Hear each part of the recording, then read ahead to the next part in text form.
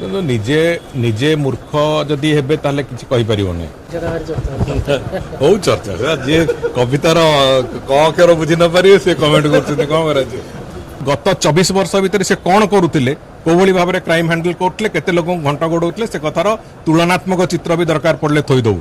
କିଛି ଅସମ୍ଭାଳ ମୋ କହିବା କଥା ଦେଖନ୍ତୁ, ଗୋଟିଏ କଥା ବହୁତ ସ୍ପଷ୍ଟ ଅଛି, ଯୋଉ କଥା ଘଟଣାଟି ଘଟିଲା ତା ସାଙ୍ଗରେ କବିତାର କିଛି ସମ୍ପର୍କ ନାହିଁ। कविता लेखा है गोटे मनीष भितर गोटे आसुरिक प्रवृत्ति जाग्रत न हो, जड़े मनीष को मनीषटे हो गोटे मनीष को मारिबा भली गोटे आसुरिक प्रवृत्ति मनीष भितर न आसु।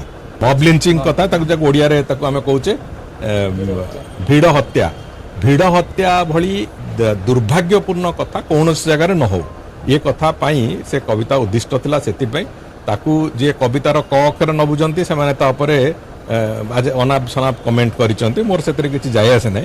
मो कहवा कथा हला सरकार का तरफ सरकार संपूर्ण भाव में प्रचेष्टारत अछंती। जो माने एभली एक जघन्य रेयरेस्ट ऑफ रेयर क्राइम करचंती तांकू गिरफ खाली करा जीवनी, कठोर कठोर सजा दिया जीवो जेमिति।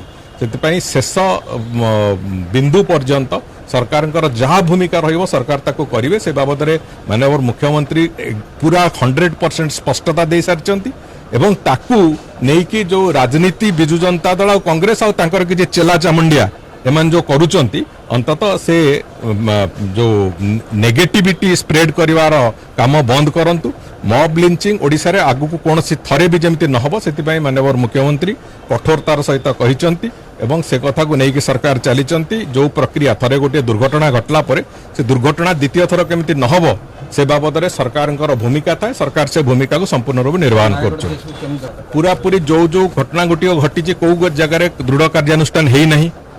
कणासरे गोटे दुर्भाग्यपूर्ण घटना घटला, दृढ़ कार्यानुष्ठान है। आज पर्यंत ये सरकार 2 वर्ष भितर जो जो जगार एभली भाव में कौन कदर्य क्रिमिनाल एक्टिविटी होती जोटी क्राइम होती से बाबद में सरकार कौन जगार चुप बसी ना, सबु जगार तुरंत एवं कठोरतार सहित एक्शन निया जाइछि। एक कथार स्पष्टता अच्छी, एक कथार प्रमाण भी अच्छी।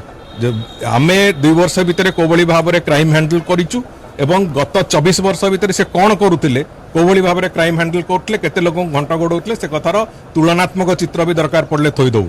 तेणुकरी अजथारे ए कथा को लेकिन राजनीतिकरण न करंतु।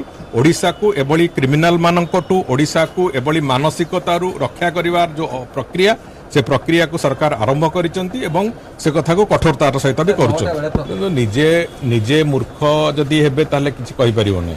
से दिन जो दिन से घटना को से माने